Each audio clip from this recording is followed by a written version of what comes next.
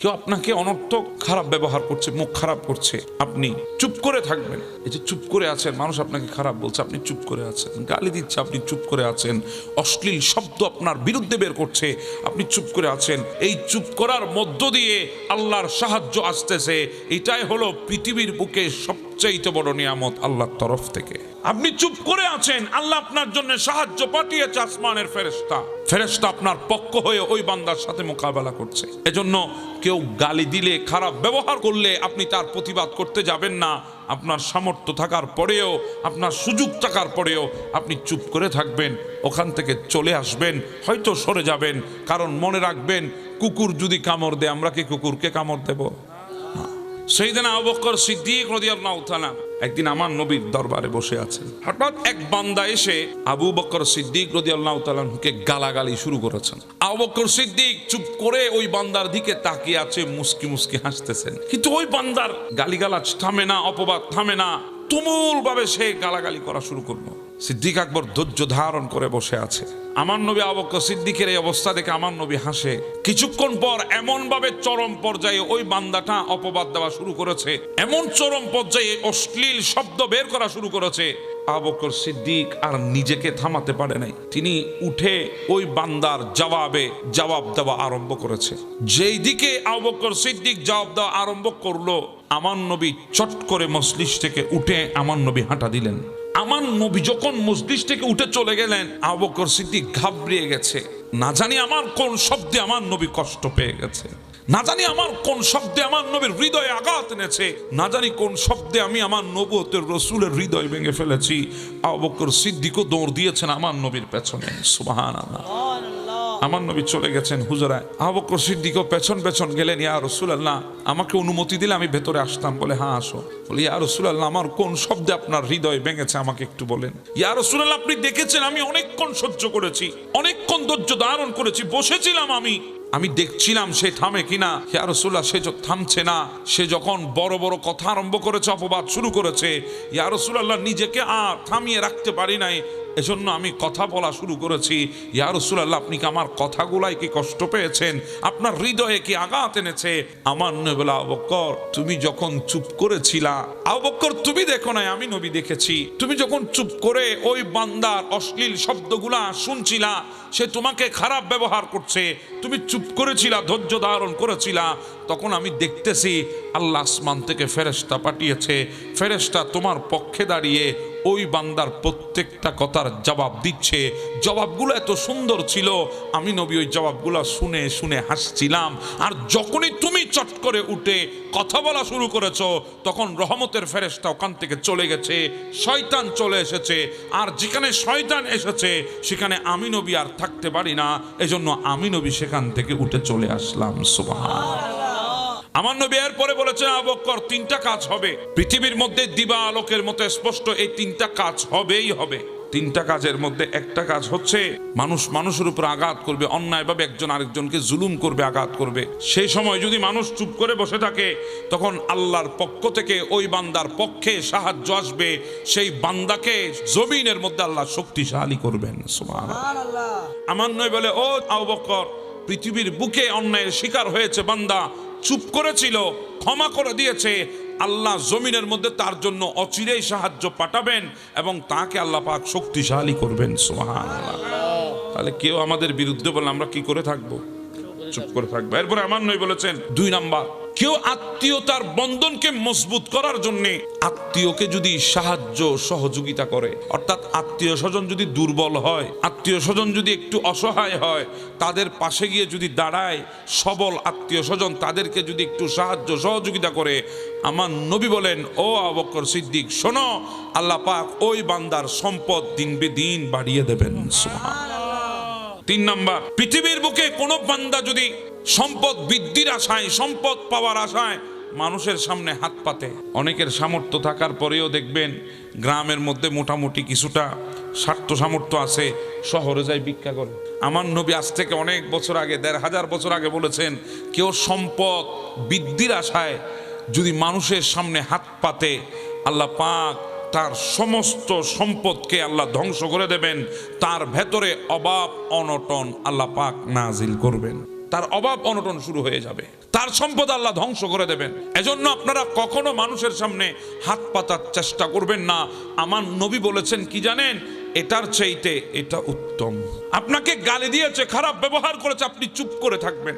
যখন আপনি চুপ করে থাকবেন তখন আল্লাহর পক্ষ থেকে ফেরেশতা পাঠিয়ে দেবে আপনার পক্ষ হয়ে। ওই ফেরেশতা ওই মানুষটার প্রত্যেকটা কথার উত্তর দেবেন।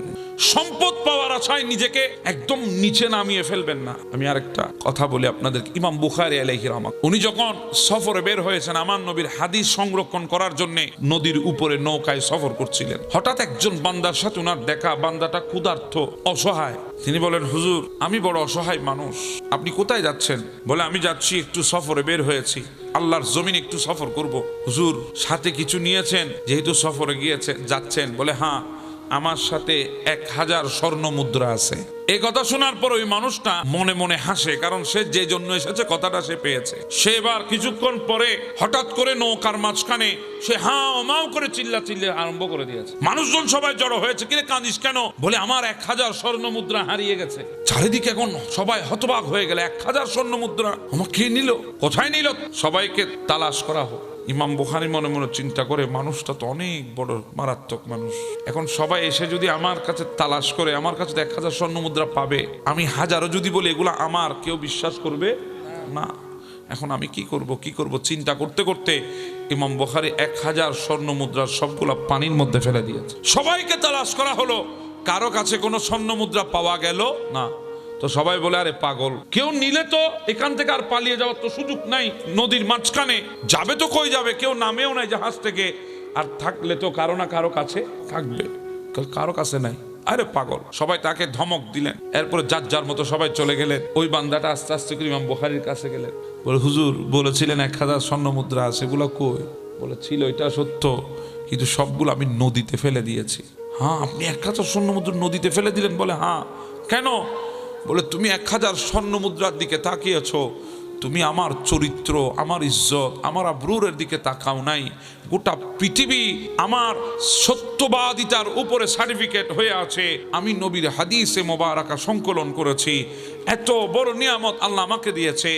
আজকে যদি তোমার এই অপবাদের, মিথ্যা অপবাদের কারণে যদি মানুষ যদি আমাকে অপবাদ দিয়ে দেয়, আমার এত বছরের সাধনা, এত বছরের নবীর হাদিস সংকলন, এগুলো সব নষ্ট হয়ে যাবে। আমার কাছে দুনিয়ার সম্পদ তুচ্ছ, আল্লাহ নবীর দেওয়া সম্পদ আমার কাছে শ্রেষ্ঠ। সুবহানাল্লাহ।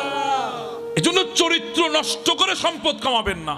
চরিত্র নষ্ট করে যে সম্পদ কামাবেন, ওই সম্পদ জীবনেও কোনোদিন আপনার জন্য কল্যাণ বয়ে আনতে পারে না। এজন্য মনে রাখবেন, পৃথিবীর বুকে যারা চরিত্র নষ্ট করে সম্পদ কামিয়েছে, জামানা সাক্ষী, তারা কেউ সুখের মধ্যে নাই। যারা অস্থির মানুষ দুনিয়াতে, প্রত্যেকটা বিষয় নিয়ে অস্থির, এদের কোনো বন্ধু বান্ধব নাই। আর যে ব্যক্তির চরিত্র খারাপ, ওই ব্যক্তির মধ্যে কখনো উদারতা নাই। যারা মিথ্যাবাদী, তাদের মধ্যে কোনোদিন আমানতদারিত্ব নাই। আর যারা হিংসাকারী, তারা জিন্দেগিতে কখনো শান্তিতে নাই। কথা বলেন ঠিক না বেঠে? একজন মানুষের আসল সৌন্দর্যতা হচ্ছে চরিত্রে। যার চরিত্র সুন্দর, সেই মানুষটা আসল সৌন্দর্যতা তার ভেতরে আছে। সেই মানুষটার চরিত্র যদি সুন্দর হয়, সে ফর্সা না কালো, সেদিকে আর নজর যাবে না। হ্যাঁ, চামড়ার সৌন্দর্যতা যদি দুনিয়া দেখতো, তাহলে বেলাল কখনো খানায়ে কাবার উপরে দাঁড়াতে পারতেন না। বেলাল তো চামড়ার সৌন্দর্য দিয়ে খানায়ে কাবার উপরে দাঁড়ায় নাই। আমার নবীর সুন্নত দিয়ে চরিত্রকে সাজিয়েছেন। সেই চরিত্র আর নবীর মুহাব্বতের সৌন্দর্যতা দিয়ে বেলালকে আল্লাহ খানায়ে কাবার উপরে নিয়ে গেছেন। সুবহানাল্লাহ। আর একটু জোরে বলি না সুবহানাল্লাহ। এজন্য আসল বিষয় না আপনি দেখতে কেমন, আপনি কালো না ফর্সা, এটা আসল সুন্দর না। আসল সৌন্দর্যতা হচ্ছে আপনার চরিত্রের মধ্যে। উপরের সৌন্দর্য দিয়ে কিছু আসবে না, যাবে না। কারণ উপরের এই সৌন্দর্য আপনাকে কবরের আযাব থেকে রেহাই দিতে পারবে না। এই উপরের সৌন্দর্যতা আপনাকে আল্লাহর দরবারে বিচারের কাঠগড়ায় দাঁড় করানো থেকে বাঁচাতে পারবে না। আপনার এই চামড়ার সৌন্দর্যতায় জাহান্নামে যাওয়া থেকে ঠেকাইতে পারবে না। আপনার এই চামড়ার সৌন্দর্যতায় হয়তো আপনি মানুষকে ধোঁকা দিতে পারবেন, মানুষের চরিত্র হনন করতে পারবেন, মানুষকে ঠকাতে পারবেন, কিন্তু এই চামড়ার সৌন্দর্যতা দিয়ে কবরের আযাব থেকে ক্ষমা পাবেন না, হাসরের আযাব থেকে ক্ষমা পাবেন না, আল্লাহর দরবার থেকে রেহাই পাবেন না। কিন্তু ভেতরে যদি সুন্দর হয়, চরিত্র যদি সুন্দর হয়, আখলাক যদি সুন্দর হয়, আমল যদি সুন্দর হয়, কবরের মধ্যে আপনি পরিত্রাণ পাবেন, হাসরের ময়দানে আপনি রহমত পাবেন, আল্লাহর দরবার থেকে কাঠগড়া থেকে আপনি রেহাই পাবেন, জাহান্নাম থেকে আপনি জান্নাতে যাওয়ার সুযোগ পাবেন। এজন্য উপরের সৌন্দর্য না রে ভাই, উপরের সৌন্দর্য না, এটা প্রসাধনী দিয়ে উপরের সৌন্দর্যতা আপনি ধরে রাখতে পারবেন কয় বছর? সর্বোচ্চ 30 থেকে 40 বছর। এরপরে যতই প্রসাধনী দেন, চামড়া আস্তে আস্তে করে বটে আসবে, বটে আসবে, আস্তে আস্তে করে চামড়া বটে যাবে। যতই প্রসাধনী ব্যবহার করেন, চামড়া বটে যাবে, বৃদ্ধ হয়ে যাবেন, বার্ধক্যের ছাপ উঠবে। কিন্তু আর যদি কলব সৌন্দর্য করতে পারেন, ওই সৌন্দর্যতা কখনো বৃদ্ধ হয় না, বুড়া হয় না। সুবহানাল্লাহ। ভেতরটাকে সুন্দর করার চেষ্টা করেন, আচার ব্যবহারের মাধ্যমে ভেতরটা সুন্দর করার চেষ্টা করেন। এজন্য আমার নবী গোটা দুনিয়া জয় করেছেন নবীর জুবানের কথা দিয়ে, গোটা দুনিয়া জয় করেছেন আমার নবীর জুবানের সুন্দর লেহাজ দিয়ে, গোটা দুনিয়া জয় করেছেন আমার নবীর চরিত্রের গুণাবলী দিয়ে। সুবহানাল্লাহ। আমার নবীর একজন সাহাবী নাম ওমর ইবনুল খাত্তাব, ওনার একটা অভ্যাস ছিল, উনি গভীর রাতে বের হতেন, মানুষজনের খবর নিতেন, কি অবস্থা, আমার জনগণগুলা সুখে আছে না কষ্টে আছে, ইনি খবর নিতেন। তো একদিন হাঁটতে হাঁটতে ইনি পাহাড়ের উপর দিয়ে উঠলেন, দেখতেছে একজন মানুষ একটা তাঁবু টেকে সামনে ছোট একটু আগুন জ্বালিয়ে বসে আছে। ওমর গিয়ে বলে, ভাই কোত্থেকে আসছো? বলে, হুজুর আমি অনেক দূর থেকে আসছিলাম আমিরুল মুমিনিন ওমর ইবনুল খাত্তাবের সাথে দেখা করার জন্য। আমার স্ত্রীর প্রসব বেদনা উঠেছে, আমি এত রাতে আমার স্ত্রীকে নিয়ে কই যাবো, সেজন্য তাড়াতাড়ি করে একটা তাঁবু টেকে আমি বাহিরে আগুনের মধ্যে বসে আছি, আল্লাহর দরবারে সাহারা খুঁজতেছি। ওমর বলে, ভেতরে কে? বলে, আমার স্ত্রী। বলে, আপনি একটু অপেক্ষা করেন, আমি আসতেছি। এই কথা বলে ওমর দৌড় দিয়ে এসে নিজের স্ত্রীর কাছে চলে আসলেন। এসে বলে, বিবি, আল্লাহ আজকে এমন একটা সুযোগ করে দিয়েছে তোমার জন্য, এই কাজটা যদি তুমি করতে পারো আল্লাহ তোমার উপর রাজি হয়ে যাবে। তুমি চাও আল্লাহ তোমার উপর রাজি হোক? বলে, হ্যাঁ চায়। তখন সমস্ত কথা ভেঙে বললেন, খুলে বললেন। বলে, বিবি তুমি তাড়াতাড়ি প্রস্তুত হও, ওই মেয়ে প্রসব বেদনা উঠেছে, ডেলিভারির সময় হয়েছে, তোমার যা যা দরকার তুমি সেগুলো রেডি করো, আর আমি খাবার দাবার যা যা দরকার এগুলো রেডি করি। উনি খাবার দাবার গুলো ফারুক আজম রেডি করলেন, লাকড়ির বুঝাই নিজের কাঁধের উপর উঠাই নিয়েছেন। অর্ধ জাহানের শাসক ওমর, এত বড় মদিনার প্রেসিডেন্ট কাঁধের উপরে লাকড়ি নিয়ে রওনা হয়েছে। গেলেন, বিবি যাও তুমি তাড়াতাড়ি ভেতরে যাও। ওমরের বিবি দৌড় দিয়ে ভেতরে গেলেন, আর ওমর রাদিয়াল্লাহু তাআলা তিনি চুলা বসিয়েছেন, লাকড়ি জ্বালিয়েছেন, রুটি বানাচ্ছেন, খানাফিনা রেডি করতেছেন। এইদিকে ওই বান্দা ফারুক আজমকে মনে করেছে একজন খাদেম, সেটা মনে করে প্রত্যেকটা কথা তিনি হুকুম দিচ্ছেন, আমার জন্য পানি আনো, এটা করো, ওটা করো, হুকুম দিচ্ছেন। কিন্তু উনি চেনেন না এটা যে আমিরুল মুমিনিন। ওমরও চুপ করে সব করতেছে, একটা শব্দ জুবান দিয়ে বের, উনিও চিনেন না এটা যে ওমর। উনি যেভাবে বলছেন সেভাবে করছেন। হঠাৎ ভেতর থেকে ফারুক আজমের বিবি ডাক দিয়ে বলছেন, আমিরুল মুমিনিন বাহিরে যিনি বসে আছে উনাকে খবর দেন, আল্লাহ ওনার ঘরে ফুটফুট একটা সন্তান দান করেছেন। ইনি সন্তান দান করেছে এটা শুনেন নাই, শুনেছেন আমিরুল মুমিনিন। আমিরুল মুমিনিন কে? আমিরুল মুমিনিন। ইনি আশ্চর্য হয়ে গেলেন, কে আমিরুল মুমিনিন? হুজুর আপনি আমিরুল মুমিনিন ওমর? বলে, ভাই হ্যাঁ। ইনি থরথর করে কাঁপাকাঁপি করছে, আর আমি এতক্ষণ কি করেছি, এতক্ষণ আমি কাকে হুকুম করেছি? ইনি কাঁপাকাঁপি শুরু করেছে। ওমর তাকে জড়িয়ে ধরেছেন, ভাই তুমি কাঁপছো কেন? আমার নবীর মদিনা, এটা মদিনা, আমার নবীর মদিনা। এখানে ধনাঢ্য ব্যক্তিদের চাইতে গরিব মানুষের ইজ্জত কোটি গুণ বেশি। এখানে সামর্থ্যবানের চাইতে অসহায়দের রাজত্ব বেশি। আপনি পৃথিবীর সবচাইতে শ্রেষ্ঠ, হ্যাঁ আপনার যোগ্যতা, আপনি নাপাক পানির কতরা। আপনি পৃথিবীর সবচাইতে সম্পদশালী, হ্যাঁ আপনার যোগ্যতা নাপাক পানির কতরা। আপনি পৃথিবীর মধ্যে সবচাইতে প্রভাবশালী, আপনার যোগ্যতা নাপাক পানির কতরা। আপনি এসেছেন নাপাক পানি থেকে, বিলিয়ে যাবেন মাটির নিচের অন্ধকারের সাথে। বড় মুহাব্বত আল্লাহ আমাদেরকে করেছেন। ইউহিব্বুহুম ওয়া ইউহিব্বুনাহু, আল্লাহ আমাদেরকে ভালোবেসে মুহাব্বত করে বানিয়েছে। পৃথিবীতে আল্লাহ পাক সবচাইতে বড় মকামের নাম রেখেছেন মাহবুবিয়তের মকাম, ভালোবাসার মকাম, মুহাব্বতের মকাম। আর ওই মুহাব্বতের মকামের মধ্যে আল্লাহ বসিয়েছেন আমার নবীকে। এজন্য আমার নবীকে বলা হয় হাবিবুল্লাহ। আল্লাহ আমার নবীকে মোহাব্বতের মকামে বসিয়েছেন। যখন মোহাব্বতের মকামে নবীকে বসিয়েছেন, তখন আল্লাহর কাছে যা এসেছে, আল্লাহ যা কুন ফায়াকুন বলে বানিয়েছেন, সবগুলার মালিকানা নবীকে দিয়েছেন। হ্যাঁ, কেমনে দিয়েছেন? সবগুলার মধ্যে কসরাত দিয়েছেন। ইন্না আ'তাইনাকাল কাউসার, শুধু একদিক দিয়ে কসরত না, হাউজে কাউসারের দিক দিয়ে না, আল্লাহ আমার নবীকে আটকানা জান্নাতের মালিকানা দিয়ে দিয়েছেন। কারণ মোহাব্বত করেন নবীকে। স্ত্রী যখন মোহাব্বত করে স্বামীর কাছে কিছু চায়, টাকার দিকে স্বামী চায় না, যেটা চেয়েছে সেটা দিয়ে দেয়। আমি উদাহরণ দিচ্ছি না, কারণ রবের সাথে, আমার নবীর সাথে পৃথিবীর কোনো বস্তু নাই, জাত নাই, মানুষ নাই, ইনসান নাই, সৃষ্টি নাই মেসাল দেওয়ার মতো। এখানে মেসাল চলে না, আমি শুধু ধারণার জন্য বলছিলাম। আল্লাহ আমার নবীকে মোহাব্বত করেন। কেমন মোহাব্বত? আটখানা জান্নাতের মালিকানা দান করে দিয়েছেন। নবীকে মোহাব্বত করেন, কেমন মোহাব্বত? কিয়ামতের ময়দানের বাদশাহী দিয়েছেন। এজন্য বলেছেন আনা মালিকি ইয়াউমিদ্দিন ওয়া আনতা সাহিবি ইয়াউমিদ্দিন। নবী, আমি কিয়ামতের ময়দানের মালিক, আপনাকে কিয়ামতের ময়দানের বাদশাহী দান করে দিয়েছি। হ্যাঁ, আমার নবীকে মোহাব্বত করেন। সবাই যখন কিয়ামতের ময়দানে নফসি নফসি নফসি করবে, রব্বি সাল্লিম সাল্লিম করবে, ঠিক ওই মুহূর্তে আল্লাহ আমার নবীকে দান করবেন মাকামে মাহমুদ। আবা আইয়া বাআযাকা রব্বুকা মাকামান মাহমুদা। আমার নবীকে মাকামে মাহমুদ আল্লাহ বসিয়ে দেবেন। মাকামে মাহমুদের সিংহাসনে নবী বসবেন, বসে বলবে উম্মতি উম্মতি উম্মতি। আল্লাহ আমার নবীকে মোহাব্বত করেন, এজন্য আরশ আজিমে নিয়ে গেছেন। নবীকে মোহাব্বত করেন, এজন্য আল্লাহ সব কিছু দেখিয়েছেন মেরাজের রাতে। নবীকে মোহাব্বত করেন, সমস্ত নবীর উপরে আমার নবীকে ইজ্জত দিয়েছেন। ওয়ারফা'না লাকা যিকরাক বলে আমার নবীর জিকির বুলন্দ করেছেন, তারিফ বুলন্দ করেছেন, প্রশংসা বুলন্দ করেছেন। এমন ভাবে বুলন্দ করতে করতে করতে ওই কাল হাসরের ময়দানে সবাই আল্লাহর দরবারে আমার নবীর বিপরীতে নফসি নফসি বলবে। আমার আল্লাহ নবীকে খুশি করার জন্য ব্যস্ত থাকবে, আর আমার নবী আমাদেরকে খুশি করার জন্য ব্যস্ত থাকবে।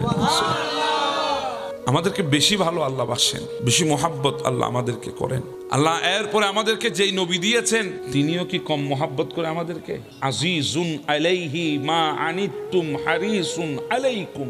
আল্লাহ বলছেন কোরআনে, তোমাদেরকে এমন নবী দিয়েছি, এমন নবী দিয়েছি, যেই নবী উম্মতের পেরেশানি সহ্য করতে পারে না, যেই নবী উম্মতের জন্য হামেশাই ব্যাকুল থাকে। বলছেন কে? আল্লাহ বলছেন, যেই নবী উম্মতের জন্য ব্যাকুল, যেই নবী উম্মতের জন্য দিওয়ানা, উম্মতের কষ্ট নবী সহ্য করতে পারেন না। এজন্য তো পৃথিবীর বুকে আমার নবীকে বাবা হারানোর ব্যথায় আমার নবীর চোখের পানি আনতে পারে নাই। মা চলে গেছে 6 বছর বয়সে ওই আবওয়া নামক জায়গায়, মায়ের বিদায়ী আমার নবীর চোখের পানি আনতে পারে নাই। আমার নবীকে তাইফের ময়দানে পাথর মারা হয়েছে, পাথর, চিকন চিকন পাথর আমার নবীর শরীরে ঢুকেছে। আমার নবী যখন সেগুলা বের করতে গেলেন, হুলকি দিয়ে রক্ত পড়েছে। ওই কষ্ট আমার নবীর চোখের পানি আনতে পারে নাই। হ্যাঁ, নবী যখন তাইফের ময়দানে হাঁটছিল, নবীর হাঁটার রাস্তায় কাঁটা বিছিয়ে দিয়েছে, কাঁটা লেগেছে নবীর কদমে, কিন্তু আমার নবী কাঁটা লাগার কষ্টে চোখের পানি আনতে পারে নাই। হায় আল্লাহ, হায় আল্লাহ, ও তায়েফবাসীরা আমার নবীর কদমের উপরে পাথর মেরেছে, একটা কদম রক্তাক্ত হয়ে গেছে, আঘাতপ্রাপ্ত হয়েছে। আমার নবী বটে নিয়েছেন, এক কদমের উপরে দাঁড়িয়েছিলেন, ওই কদমের উপরও আঘাত করেছে। 2টা কদম যখন আঘাতে রক্তাক্ত হয়ে গেছে, আমার নবী বটে হাঁটু গেড়ে জমিনে বসে গেছে। ওই তায়েফবাসীরা এসে আমার নবীর কলার ধরে একবার উপরে তুলেছে, আমার নবীকে আছাড় দিয়ে ফেলেছে। আমার নবীকে তায়েফবাসীর দেওয়া কষ্টে চোখের পানি আনতে পারে নাই। হায় আল্লাহ, ওই নবী, যেই নবীকে শিয়াবি আবি তালেবের মধ্যে আমার নবীকে বন্দি করে রাখা হয়েছে, রসদ সামগ্রী বন্ধ করে দিয়েছে, খানা ফিনা সরবরাহ বন্ধ করে দিয়েছে। আমার নবী গাছের পাতা ছিঁড়ে চাবিয়ে চাবিয়ে রস খেয়ে আমার নবী ক্ষুধা নিবারণ করেছেন। ওই ক্ষুধার জ্বালা আমার নবীর চোখের পানি আনতে পারে নাই। খাদিজাতুল কুবরা, নবীর কলিজা টুকরা বিবি, আমাদের মা দুনিয়া থেকে চলে গেছে। ওই কষ্টে আমার নবীর চোখের পানি আনতে পারে নাই। যখন কেউ ছিল না, আবি তালিব কলিজার মধ্যে আমার নবীকে রক্ষা করেছে, হেফাজত করেছে। ওই কুফারে আরবদের কালো থাবা থেকে আমার নবীকে হেফাজত করেছে। সে আবি তালিব দুনিয়া থেকে চলে গেছে। সেই কষ্টে আমার নবীর চোখের পানি আনতে পারে না। হায় আল্লাহ, আমার নবী খানায়ে কাবার সামনে সিজদা দিয়েছে রবের দরবারে। উতবা এসে নারী বুড়ি এনে আমার নবীর কাঁধে চাপিয়ে দিয়েছে। সাইবা এসে রক্ত আর চর্বি এনে আমার নবীর মাথার উপরে রেখেছে। পেছন দিক থেকে আমার নবীর জুব্বা ধরে টান দিয়েছে। আমার নবীর জুব্বা ছিঁড়ে গেছে। আমার নবী মাথা তুলতে পারে না। নারী বুড়ির চাপে, নারী বুড়ির ওজন এত বেশি ছিল, মা ফাতেমাতু জোহরা দৌড় দিয়ে এসেছে, নারী বুড়িগুলা সরিয়েছে, আমার নবী মাথা উঠিয়েছেন। আমার নবীর চেহারা রক্তাক্ত। মা ফাতেমাতু জোহরা দেখে চোখের পানি ছেড়ে দিয়েছে। মা ফাতেমার চোখের পানি দেখে আমার নবীর চোখের পানি আসে নাই। আমার নবী খানায়ে কাবা তাওয়াফ করছে। কাফেররা নবীকে গালি দেয় একবার, গালি দেয় দুইবার, গালি দেয় তিনবার। আমার নবী তাকাই না, তাকাই না, থাকাই না। তারা রাগান্বিত হয়ে আমার নবীকে দুই পাশ থেকে রুমাল দিয়ে টান দিয়েছে। আমার নবীর শ্বাস রোধ হয়ে গেছে, জিহ্বা বের হয়ে গেছে, চোখ বড় বড় হয়ে গেছে। এত কষ্ট আমার নবীকে দিয়েছে, আমার নবীর চোখের পানি আনতে পারে নাই।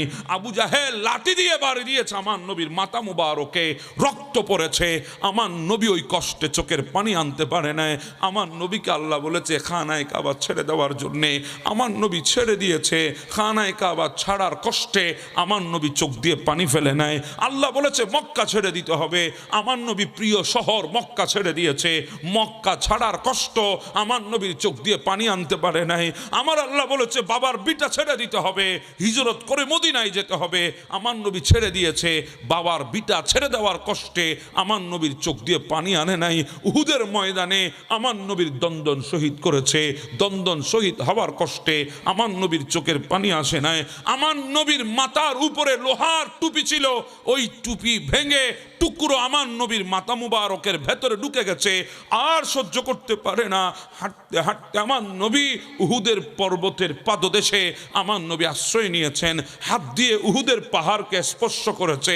যেখানে আমার নবীর হাত মুবারক লেগেছে উহুদের পাহাড়ের মধ্যে, ওই পাহাড় নরম মোমের মতো গলে গেছে। আমার নবীর জন্য নরম হয়ে গেছে। যদ্দূর গেছে আমার নবীর হাত, তো দূর পর্যন্ত ওই পাহাড় ভেতরে ঢুকে গেছে।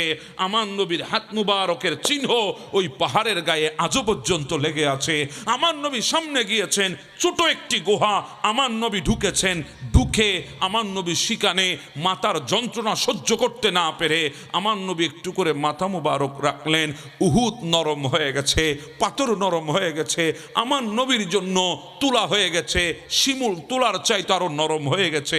আমার নবীর মাথা যদ্দূর রেখেছে, যদ্দূর ভার দিয়েছে, তদ্দূর পর্যন্ত পাহাড় ভেতরে ঢুকে গেছে। আমার নবীর মাথা মুবারকের সায়েন্স অনুযায়ী ওই পাহাড়ের গায়ে আজও পর্যন্ত নিশানা লেগে আছে। জিবরিল আমার নবীকে কুলে নিয়ে উহুদের উপরে উঠেছে। উহুদ দুই ভাগ হয়ে গেছে, আমার নবীকে রাখা হয়েছে। ওই কষ্টগুলা আমার নবীর চোখের পানি আনতে পারে নাই। খায়বরের প্রান্তে আমার নবী কুদার জ্বালায় পেটের মধ্যে পাথর বেঁধেছে। ওই কুদার কষ্ট আমার নবীর চোখের পানি আনতে পারে নাই। আল্লাহ বলেছি ইয়া রাসূলুল্লাহ, আপনার হাসানকে আপনার হুসাইনকে আমার দ্বীনের জন্য কোরবান করতে হবে। আমার নবী হাসনাইনে করিমাইনের ব্যথায় চোখের পানি ফেলে নাই। ফাতেমা 5 দিন পর্যন্ত না কে নবীর দরবারে এসেছে। আমার নবী ফাতেমার ক্ষুধার চেহারা দেখে চোখের পানি আনে নাই। যেই নবীর হায়াতের 63 বছর উম্মতের জন্য কাটিয়েছে জমিনের উপরে, হাজার কষ্ট সহ্য করেছে, চোখের পানি আসে নাই। কিন্তু যখন আমার নবী মদিনার জমিনে গারে গারে সিজদার ভেতরে গিয়ে আমার নবী যখন রবের দরবারে সিজদা দিয়েছে, সেদিন নবীর হৃদয় ফেটে রব্বি হাবলি উম্মতি বলে বলে চোখের পানি পেলে পেলে কেঁদেছে। সেই চোখের পানি এখনো গারে সিজদার মধ্যে লেগে আছে, সেখান থেকে মেশকম্বরের মতো খুশবু বের হচ্ছে। এমন ভালোবাসা পৃথিবীর বুকে উম্মতকে আর কেউ বাসে নাই যেই ভালো আমার নবী আমাদেরকে বেসেছেন। এত মোহাব্বত আমার নবী আমাদেরকে করেন। এজন্য আল্লাহ বলেছেন আজিজুন আলাইহি মা আনিতুম হারিসুন আলাইকুম। এত মোহাব্বত নবী আমাদেরকে করেন, এত ভালো নবী আমাদেরকে বাসেন। আজকে আমরা এমন এক ভাগ্যবান, 2025 শেষ হওয়ার লগ্নে আমরা বসে আছি, 2024 ডুবতেছে। হয়তো ভেতরে ভেতরে হাজার জনে হাজার বেহায়াপনার মধ্যে লিপ্ত, কিন্তু আমরা আজকে এখানে বসে নবী পাকের জিকির করছি। আজকের এই বছরের শেষ দিনটা, আগামী বছরের আগমনের মুহূর্তটা কাল হাসরের ময়দানে আমাদের পক্ষে সাক্ষী দেবে ইনশাআল্লাহ। একদিন আমার নবী রাস্তা দিয়ে হেঁটে আসতেছেন, দেখতেছেন এক বৃদ্ধ মহিলা গাঠি রাখটি লই কই জানি চলে যায়।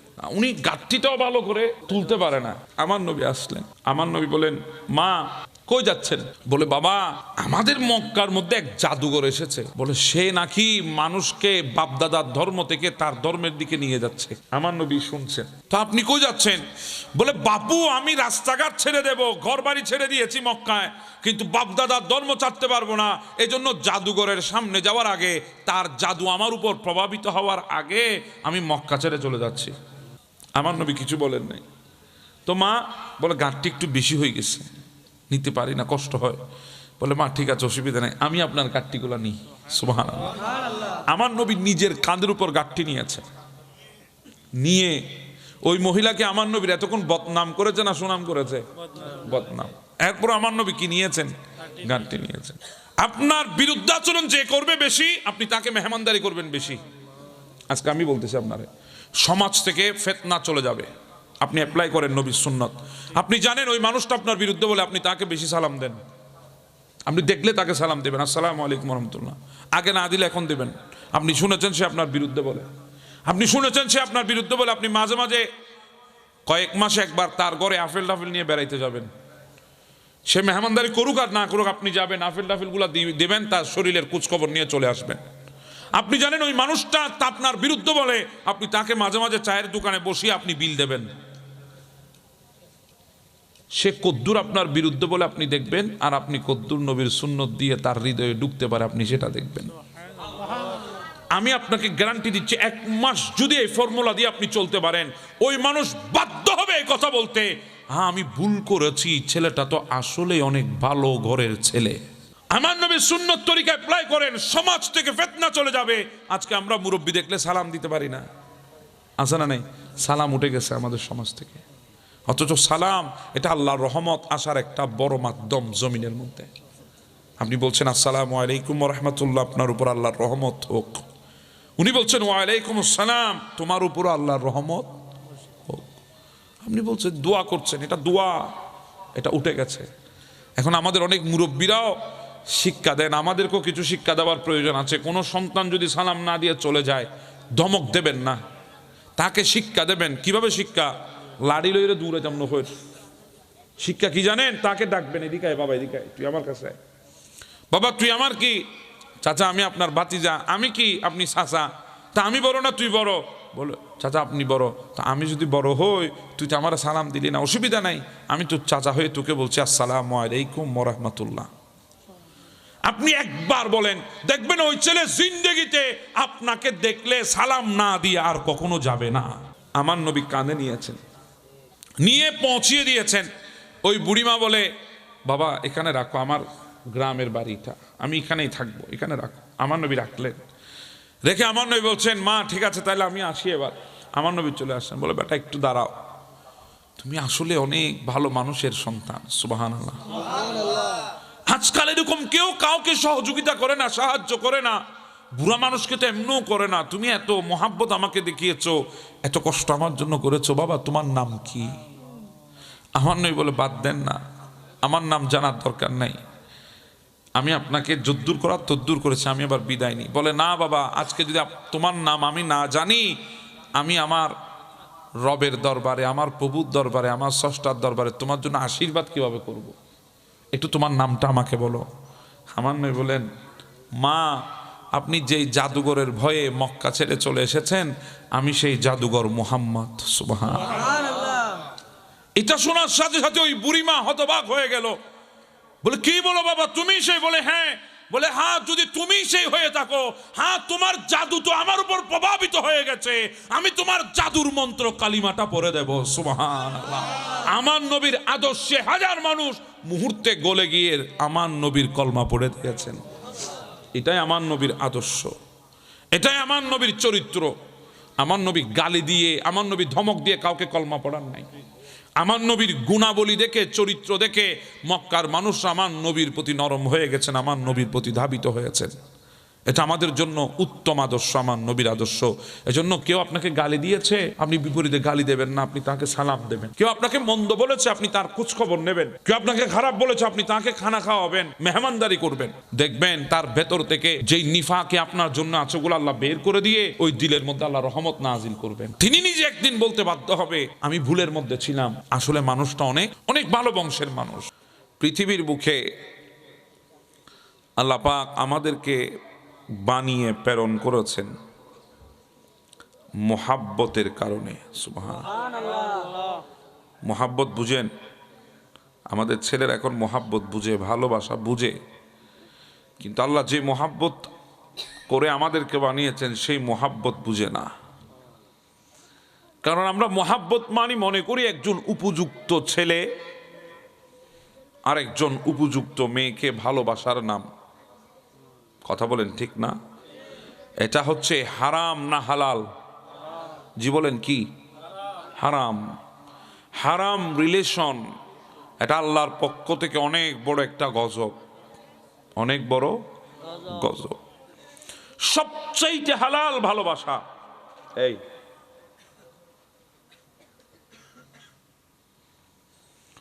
সবচাইতে উত্তম ভালোবাসা, সবচাইতে পৃথিবীর বুকে শ্রেষ্ঠ মোহাব্বত আমার নবীর মোহাব্বত। একটু জোরে বলি সুবহানাল্লাহ। এরপরে সবচাইতে উত্তম মোহাব্বত পৃথিবীর বুকে মা এবং বাবার প্রতি সন্তানের মোহাব্বত। জোরে বলেন সুবহানাল্লাহ। হ্যাঁ, আল্লাহ মোহাব্বতের মাধ্যমে দুনিয়াকে বানিয়েছেন, মোহাব্বতের উপরে দুনিয়াকে টিকিয়ে রেখেছেন। মোহাব্বত করেছেন বিদায় আমাদেরকে দুনিয়ায় পাঠিয়েছেন, নতুবা আমরা দুনিয়ায় আসতে পারতাম না। যখন আল্লাহ জিজ্ঞাসা করেছিলেন ফেরেশতাদেরকে, আমার আল্লাহ বলেছিলেন আমি আমার বান্দাদেরকে প্রেরণ করতে চাই, সৃষ্টি করতে চাই। ফেরেশতারা বলে আল্লাহ প্রয়োজন নাই, তারা রক্তারক্তি করবে, ফিতনা ফাসাদ করবে। আমরা আছি আপনার জিকির করার জন্যে, আমরা আছি আপনার তারিফ করার জন্যে, আমরা আছি আপনার প্রশংসা করার জন্যে। হ্যাঁ, আছে যাদেরকে আপনি বলেছেন দাঁড়িয়ে দাঁড়িয়ে আপনার প্রশংসা করতে, আপনার ইবাদত করতে, তারা কিয়ামের মাধ্যমে আপনার ইবাদত করতেছে। পৃথিবীতে অসংখ্য ফেরেশতা যারা রুকুর মাধ্যমে আপনার ইবাদত করতেছে, পৃথিবীতে অসংখ্য ফেরেশতা যারা সুজুদের মাধ্যমে আপনার ইবাদত করতেছে, পৃথিবীতে অসংখ্য ফেরেশতা যারা তাশাহুদের মাধ্যমে আপনার ইবাদত করছে। আল্লাহ প্রয়োজন নাই বানানোর।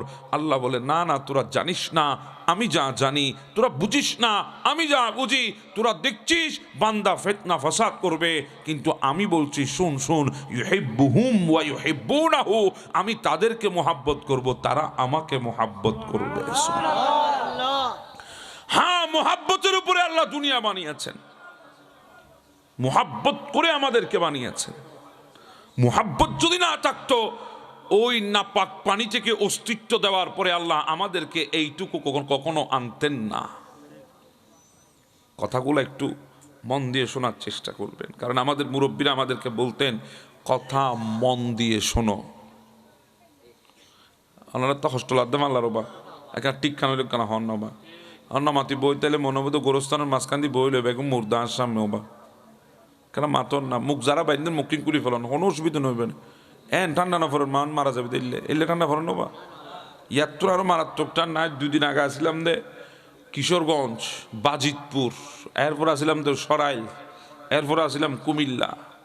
আর 3-4 দিন ইকা আসিলাম, এটা তো ডাইরেক্ট বৃষ্টি ফরত দিয়ে কুয়াশার এর ভিতরে ওইটারও যে মহাব্বত ওনার তো আল্লাহ দিলি চেয়ার পাইন ইটার চেয়ার নাই, ইটার ওই বুঝে খের তালতুন খেল লই যত ইতার পিছনের পিছুয়াড়া দূর খেল লই আয় বই গিয়ে গুদি ঠের ভালো নেই। ওনারা তো চেয়ারও তুলি বসছো নবা এখানে জুমান কুলি দন, এটা মারা যাইতার নবা কুলন এখানে মুখে কুলি দন আয় ওনারা চেয়ার আইন চাই আল্লাহ পাকে ফেরেস তল ওনারা দহনের দরকার আছে না নাই আছে, এখানে কুলি দন মুখান কুলি দন এবার আন মিকেছন অসুবিধা অন্য হন অবা মুখিন কুলি দন হাতে ডল্লার দে হতুন না হনেছি না হনেছি চেয়ারা দিলিয়ে বুঝা যার বেগুনা আসে গে রসুল ঠিক না বেটি কবা অসুবিধা লাননি হন মুরব্বে কাকুলন বা জনর দেখতে বহু সুন্দর লাগ মাশাআল্লাহ মুরব্বে নূরানি চেহারা বেগুনো মাশাআল্লাহ হন বা এক এক জনের সৌন্দর্য এক এক রকম দিয়েছেন কে ফি আই সূরাতিন মা শাআ রাকাবাক। আপনি যে সৌন্দর্য নিয়ে আজকে মিনারের সামনে দাঁড়িয়ে দাঁড়িয়ে মিনরের সামনে দাঁড়িয়ে দাঁড়িয়ে গ্লাসের সামনে দাঁড়িয়ে দাঁড়িয়ে মুচকি মুচকি হাসছেন, আল্লাহ এত সুন্দর চেহারা আমাকে কেমনে দিল, এই সুন্দর চেহারা দিয়েছেন কে আল্লাহ। অবাক কুলি দন না অনল্য হয়তো কুলন গুসা নয় নবা আয় কুলি ফেলাই দিল না অনার তুমি বেশি আয় বাঁধান নোয়াছিলাম না আয় কুলি ফেলা কুলি দন বহু সুন্দর লার মাশাআল্লাহ বেগুলো হন মাশাআল্লাহ ইয়া বালাল আন্না নলার আওয়াজও বাইরর ঠিক না বেটি আগে বাঁধা আসিল দিয়ে হদ্দুর না হদ্দুর আল্লাহ না জানে ঠিক আল্লাহ কবুল করো। আমাদেরকে মোহাব্বত করে বানিয়েছেন কে আল্লাহ। কথাগুলা দিলে বসানোর চেষ্টা করেন। আপনাদেরকে একটু রিল্যাক্স করলাম কথাগুলা বলে, বেগুন রোবটের মতো জমি বই আসিলাম তো একখানা নাড়াচাড়া দিয়ে রাশি খুশি একখানা এখন একখানা মোটামুটি একখান লাইন হতে আগিয়ে বাইলুত ফজ্জুন অসুবিধা অন্য অনারা আমাদেরকে বানিয়েছেন কে আল্লাহ। কথাগুলো দিলে বসান, কারণ কানে শোনা কথা কান দিয়ে বের হয়, দিলে যদি কথাগুলো বসাইতে পারেন ওই কথা জিন্দেগিতে বের হয় না। সুবহানাল্লাহ। এজন্য আমাদের মুরব্বীরা আমাদেরকে বলতেন কথা মন দিয়ে শোনো, কথা বলেন ঠিক না, কথা মন দিয়ে শোনো। মুরব্বী বাবারা কান তো আছে শোনার জন্য, বলে না কানে শুনলে কানে বের হয়, যদি মনে বসাইতে পারিস জিন্দেগিতে ওই কথা আর কখনো বের হবে না। এই জন্য কথাগুলা মনে বসান। আল্লাহ আমাদেরকে মোহাব্বত করে বানিয়েছেন। মোহাব্বত যদি না হতো ওই নাপাক পানির কতরা কুন্তা মা মাহিনা, নাপাক পানির কতরা ছিল, নাপাক পানির কতরা এক ফুটা নাপাক পানি থেকে আল্লাহ আমাদেরকে বানিয়েছেন। সালবি আবি কাওয়াইব ওয়া উম্মিক, বাবার পৃষ্ঠে ছিলাম, মায়ের সিনার ভেতরে ছিলাম, আল্লাহ আমাদেরকে বাবার পৃষ্ঠ থেকে শুক্রাণু বানিয়ে, মায়ের সিনা থেকে ডিম্বাণু বানিয়ে, মা বাবার মিলনে জামাআতু ফি বাতনি উম্মিক, মায়ের পেটের মধ্যে আমাদেরকে একত্রিত করেছেন। সুবহানাল্লাহ। আজকে আপনি এত কিছু এগুলার পেছনে ওই নাপাক পানির কথা। আপনি আজকে সবচেয়ে বেশি টাকাওয়ালা, হ্যাঁ আপনার যোগ্যতা আপনি নাপাক পানির কতরা, আপনি পৃথিবীর সবচাইতে শ্রেষ্ঠ, হ্যাঁ আপনার যোগ্যতা আপনি নাপাক পানির কতরা, আপনি পৃথিবীর সবচাইতে সম্পদশালী, হ্যাঁ আপনার যোগ্যতা নাপাক পানির কতরা, আপনি পৃথিবীর মধ্যে সবচাইতে প্রভাবশালী, আপনার যোগ্যতা নাপাক পানির কতরা, আপনি এসেছেন নাপাক পানি থেকে, বিলিয়ে যাবেন মাটির নিচের অন্ধকারের সাথে। কথা বলেন ঠিক না বেঠিক? আমাদের এই ছাড়া কোনো অস্তিত্ব নাই। এজন্য বলছিলাম মোহাব্বত করে বানিয়েছেন কে আল্লাহ। মোহাব্বত করে বানিয়েছেন, বড় মোহাব্বত আল্লাহ আমাদেরকে করেছেন। ইউহিব্বুহুম ওয়া ইউহিব্বুনাহু, আল্লাহ আমাদেরকে ভালোবেসে মোহাব্বত করে বানিয়েছেন।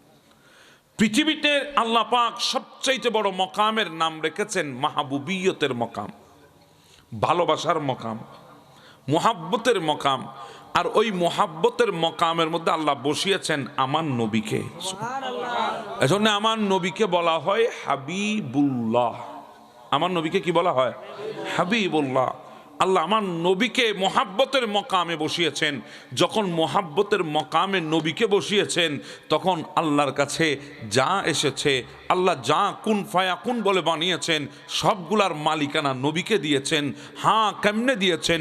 সবগুলার মধ্যে কসরাত দিয়েছেন, ইন্না আ'তাইনাকাল কাউসার, শুধু একদিক দিয়ে কাসরাত না, হাউজে কাউসারের দিক দিয়ে না, আল্লাহ আমার নবীকে আটকানা জান্নাতের মালিকানা দিয়ে দিয়েছেন। কারণ মোহাব্বত করেন নবীকে। স্ত্রী যখন মোহাব্বত করে স্বামীর কাছে কিছু চায়, টাকার দিকে স্বামী চায় না, যেটা চেয়েছে সেটা দিয়ে দে।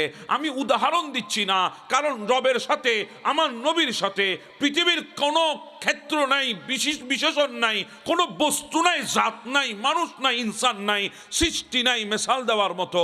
এখানে মেসাল চলে না, আমি শুধু ধারণার জন্য বলছিলাম।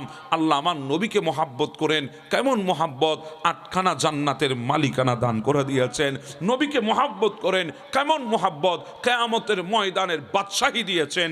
এজন্য বলেছেন আনা মালিকি ইয়াউমিদ্দিন ওয়া আনতা সাহিবি ইয়াউমিদ্দিন। নবী আমি কিয়ামতের ময়দানের মালিক, আপনাকে কিয়ামতের ময়দানের বাদশাহী দান করে দিয়েছি। হ্যাঁ, আমার নবীকে মোহাব্বত করেন। সবাই যখন কিয়ামতের ময়দানে নফসি নফসি নফসি করবে, রব্বি সাল্লিম সাল্লিম করবে, ঠিক ওই মুহূর্তে আল্লাহ আমার নবীকে দান করবেন মাকামে মাহমুদ। আবা আইয়া বাআসাকা রব্বুকা মাকামান মাহমুদা। আমার নবীকে মাকামে মাহমুদ আল্লাহ বসিয়ে দেবেন। মাকামে মাহমুদের সিংহাসনে নবী বসবেন, বসে বলবে উম্মতি উম্মতি উম্মতি।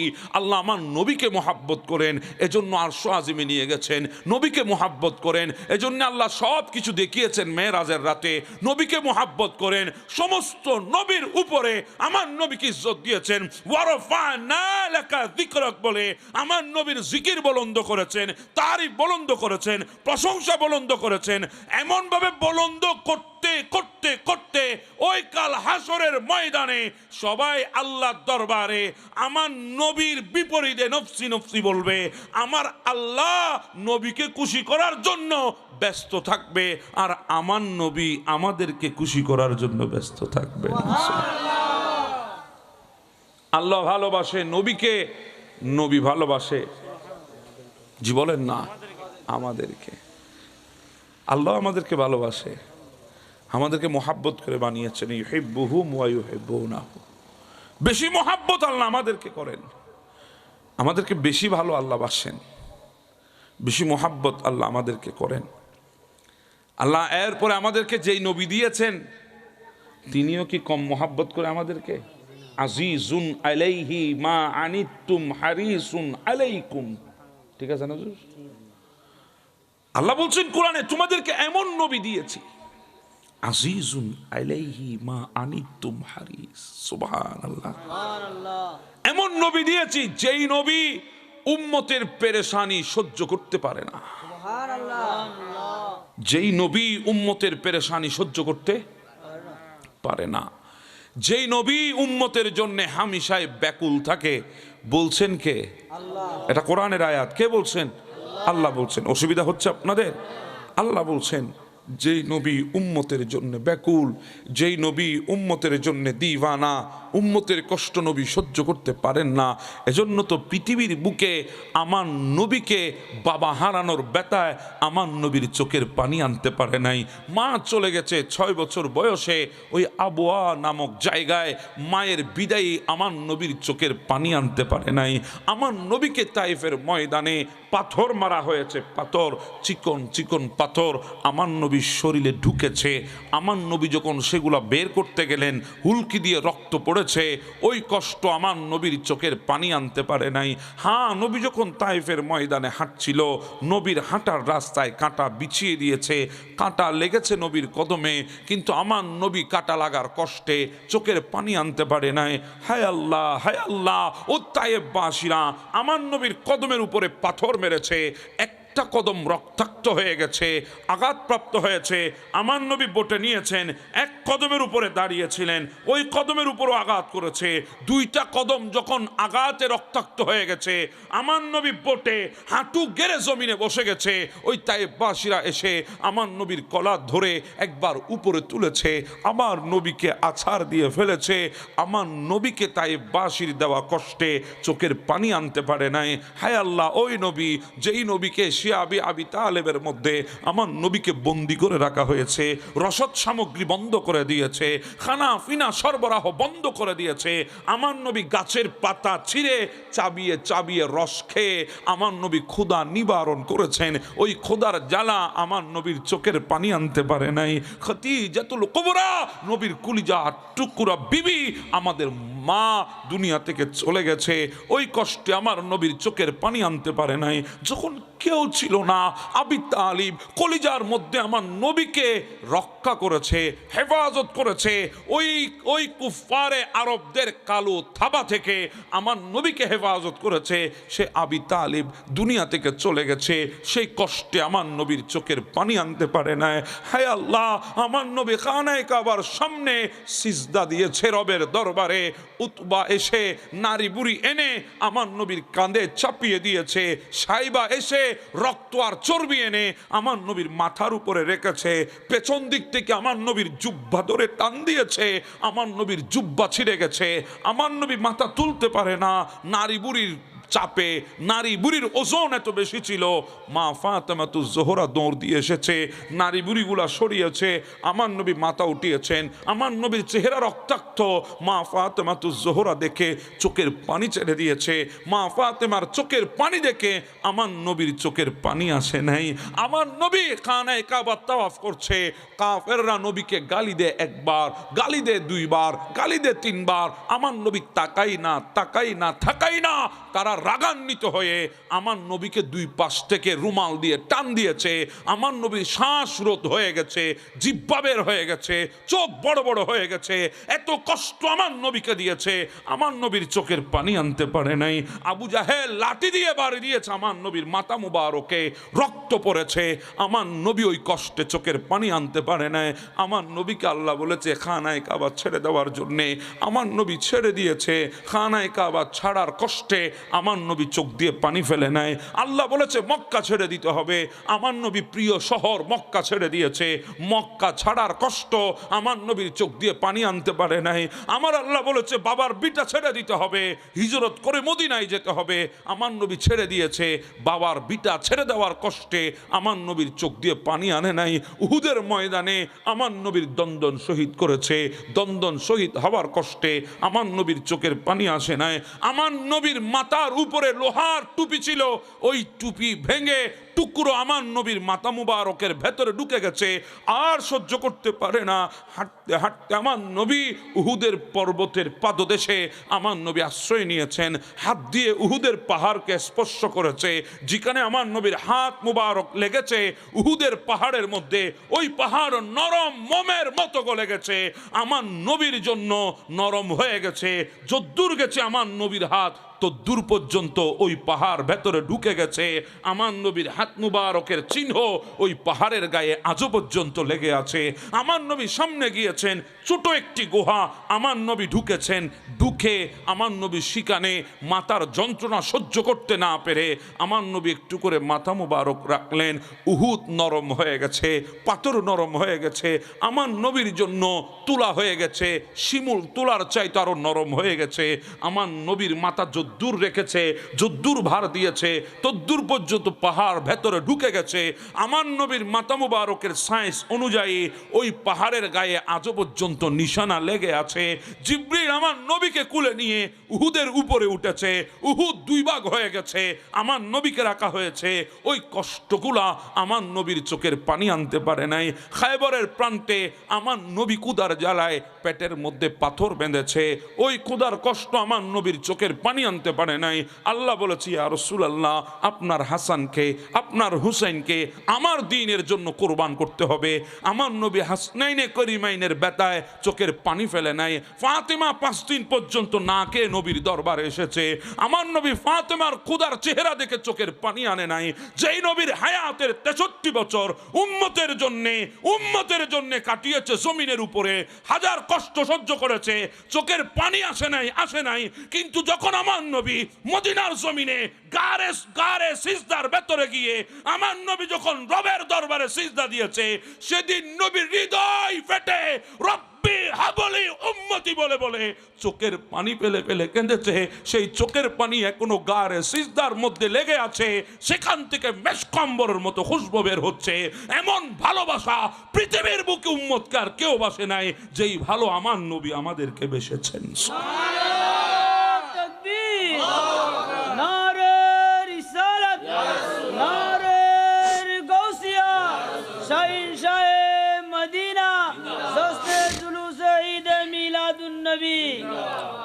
মনের গড়েতে রেখেছি ঝরে দো জাহানের বাদশা নবী, একটু জুবান করলে দো জাহানের বাদশা নবী,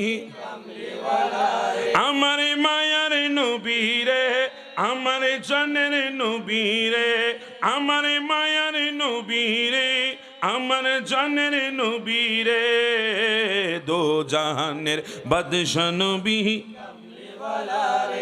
মোরা যদি ডানাওয়ালা পাখি হতাম, ওই মদিনা দেখার লাগি উড়ে যেতাম। মোরা যদি ডানাওয়ালা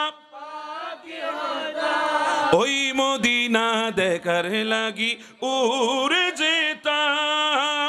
হৃদয়ে জুড়ে দেখিতাম আমি, হৃদয়ে জুড়ে দেখিতাম আমি, নয়ন পড়ে দো জাহানের বাদশা নবী, হ্যাঁ হ্যাঁ হ্যাঁ দো জাহানের বাদশা নবী।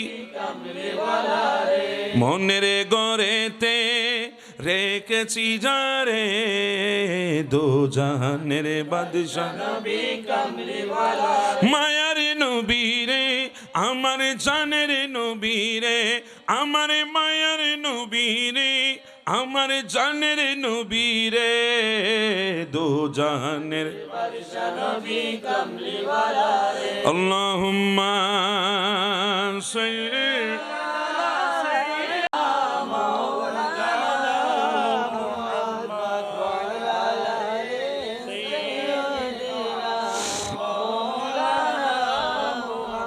আল্লাহু আকবার বলেন, আল্লাহু আকবার। এত মোহাব্বত আমার নবী আমাদেরকে করেন।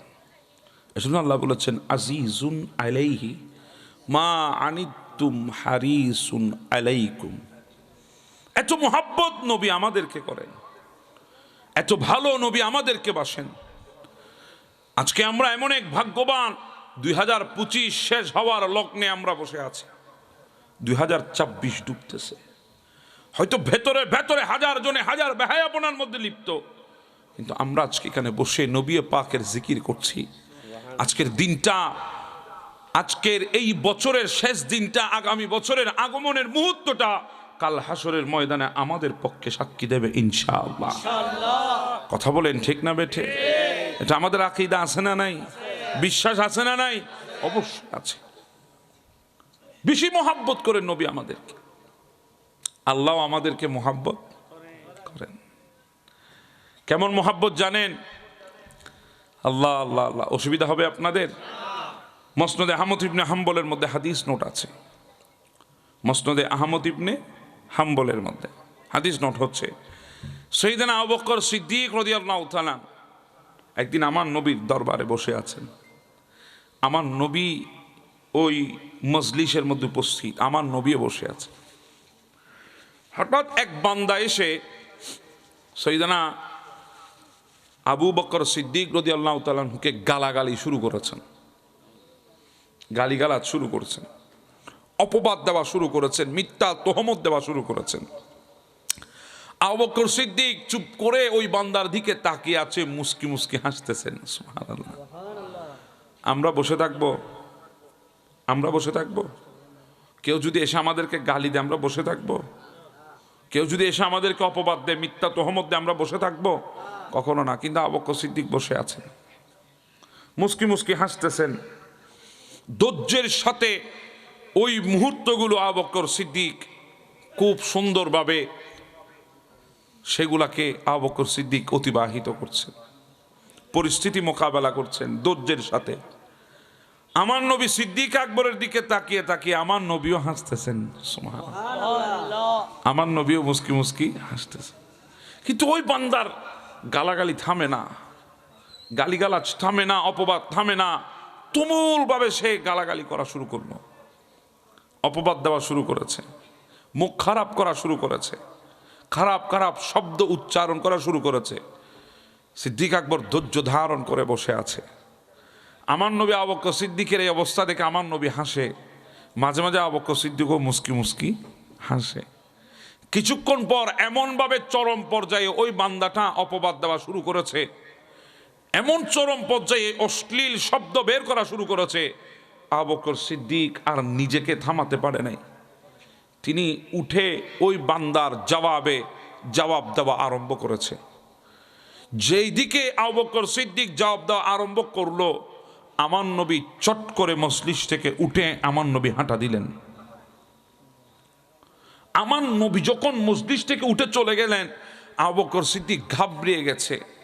না জানি আমার কোন শব্দে আমার নবী কষ্ট পেয়ে গেছে, না জানি আমার কোন শব্দে আমার নবীর হৃদয়ে আঘাত এনেছে, না জানি কোন শব্দে আমি আমার নবুয়তের রসুলের হৃদয় ভেঙে ফেলেছি। আবু বকর সিদ্দিকও দৌড় দিয়েছেন আমার নবীর পেছনে। সুবহানাল্লাহ।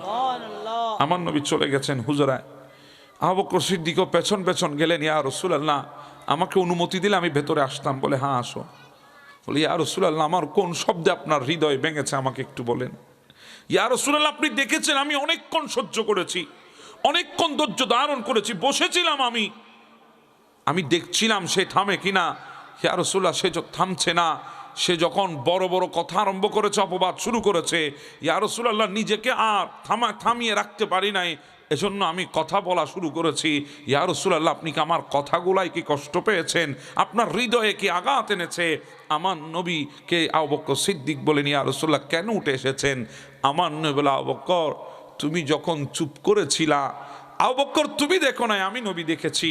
তুমি যখন চুপ করে ওই বান্দার অশ্লীল শব্দগুলা শুনছিলা, সে তোমাকে খারাপ ব্যবহার করছে, তুমি চুপ করেছিলা, ধৈর্য ধারণ করেছিলা, তখন আমি দেখতেছি আল্লাহ আসমান থেকে ফেরেশতা পাঠিয়েছে। ফেরেশতা তোমার পক্ষে দাঁড়িয়ে ওই বান্দার প্রত্যেকটা কথার জবাব দিচ্ছে। জবাবগুলো এত সুন্দর ছিল, আমি নবী ওই জবাবগুলো শুনে শুনে হাসছিলাম। আর যখনই তুমি চট করে উঠে কথা বলা শুরু করেছো, তখন রহমতের ফেরেশতা ওখান থেকে চলে গেছে, শয়তান চলে এসেছে। আর যেখানে শয়তান এসেছে সেখানে আমি নবী আর থাকতে পারি না, এজন্য আমি নবী সেখান থেকে উঠে চলে আসলাম। সুবহানাল্লাহ। দেখেন আল্লাহ কত মোহাব্বত করে আমাদেরকে। যখন কেউ আমাদের বিরুদ্ধে বলে, মুমিনের বিরুদ্ধে যখন কেউ বলে, ফেরেশতা পাঠিয়ে দেন কে? আল্লাহ। এটা হলো আল্লাহর মোহাব্বত বান্দার প্রতি। এজন্য অনর্থক তর্কে গালিগালাজে জড়াবেন না। কেউ আপনাকে অনর্থক খারাপ ব্যবহার করছে, মুখ খারাপ করছে, আপনি শুনে থাকবেন, চুপ করে থাকবেন। এই চুপ করে থাকার মধ্যে আল্লাহ সবচেয়ে বড় নিয়ামত, সাহায্য প্রাপ্তি আপনি হবেন।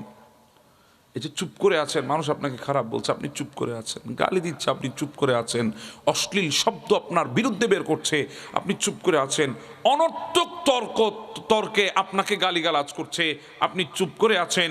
এই চুপ করার মধ্য দিয়ে আল্লাহর সাহায্য আসতেছে। এটাই হলো পৃথিবীর বুকে সবচেয়ে বড় নিয়ামত আল্লাহর তরফ থেকে। আপনি চুপ করে আছেন, আল্লাহ আপনার জন্য সাহায্য পাঠিয়েছে আসমানের ফেরেশতা। ফেরেশতা আপনার পক্ষ হয়ে ওই বান্দার সাথে মোকাবেলা করছে। এজন্য কেউ গালি দিলে, খারাপ ব্যবহার করলে আপনি তার প্রতিবাদ করতে যাবেন না। আপনার সামর্থ্য থাকার পরেও, আপনার সুযোগ থাকার পরেও আপনি চুপ করে থাকবেন, ওখান থেকে চলে আসবেন, হয়তো সরে যাবেন। কারণ মনে রাখবেন, কুকুর যদি কামড় দেয়, আমরা কি কুকুরকে কামড় দেব? এটা মাথায় রাখবেন।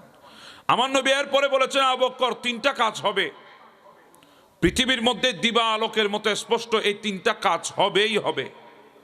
এই তিনটা কাজ হবে, এটা দিবা আলোকের মতো সত্য। পৃথিবীর বুকে এই তিনটা কাজ না হয়ে কিয়ামত হবে না, এটা সব সময় এই তিনটা কাজ হবে। আমার নবী বলেছেন, আবু বকর তিনটা কাজের মধ্যে একটা কাজ হচ্ছে, দুনিয়ার বুকে যখন এই ধরনের অশ্লীলতা যখন বেড়ে যাবে, যখন মানুষ অন্যায়ভাবে মানুষের উপর জুলুম করবে, মানুষের উপর আঘাত করবে, অন্যায়ভাবে একজন আরেকজনকে জুলুম করবে, আঘাত করবে, সেই সময় যদি মানুষ চুপ করে বসে থাকে, তখন আল্লাহর পক্ষ থেকে ওই বান্দার পক্ষে সাহায্য আসবে, সেই বান্দাকে জমিনের মধ্যে আল্লাহ শক্তিশালী করবেন। সুবহানাল্লাহ। অন্যায়ের শিকার হওয়ার পরে যিনি কি করে থাকবেন? চুপ করে থাকবেন। যিনি তার উপর জুলুম করেছে তাকে ক্ষমা করে দেবেন। আমার নয় বলে, ও আবু বকর, পৃথিবীর বুকে অন্যায়ের শিকার হয়েছে বান্দা, চুপ করেছিল, ক্ষমা করে দিয়েছে, আল্লাহ জমিনের মধ্যে তার জন্য অচিরেই সাহায্য পাঠাবেন এবং তাকে আল্লাহ পাক শক্তিশালী করবেন। সুবহানাল্লাহ। তাহলে কেউ আমাদের বিরুদ্ধে বলে আমরা কি করে থাকবো? চুপ করে থাকবো। এরপরে আমার নয় বলেছেন 2 নাম্বার, কেউ আত্মীয়তার বন্ধনকে মজবুত করার জন্যে, আত্মীয়কে যদি সাহায্য সহযোগিতা করে, আত্মীয়তার বন্ধনকে কি করার জন্যে? মজবুত করার জন্যে আত্মীয় স্বজনকে সাহায্য সহযোগিতা করে, অর্থাৎ আত্মীয় স্বজন যদি দুর্বল হয়, আত্মীয় স্বজন যদি একটু অসহায় হয়, তাদের পাশে গিয়ে যদি দাঁড়ায়, সবল আত্মীয় স্বজন তাদেরকে যদি একটু সাহায্য সহযোগিতা করে, আমার নবী বলেন, ও আবু বকর সিদ্দিক শোনো, আল্লাহ পাক ওই বান্দার সম্পদ দিন বেদিন বাড়িয়ে দেবেন। সুবহানাল্লাহ। কয়টা গেল? 2টা। 3 নাম্বার, পৃথিবীর বুকে কোনো বান্দা যদি সম্পদ বৃদ্ধির আশায়, সম্পদ পাওয়ার আশায় মানুষের সামনে হাত পাতে, কি পাতে? অনেকের সামর্থ্য থাকার পরেও দেখবেন গ্রামের মধ্যে মোটামুটি কিছুটা স্বার্থ সামর্থ্য আছে, শহরে যায় ভিক্ষা করে, আছে না নাই? এমনও কিছু বান্দা দেখেছি আমি বাংলাদেশে, যারা বাংলাদেশে 5 তলা 4 তলা বিল্ডিং আছে, সৌদিয়ায় হজের সময় যায়, ওখানে কি করে? ভিক্ষা করে, আছে না নাই?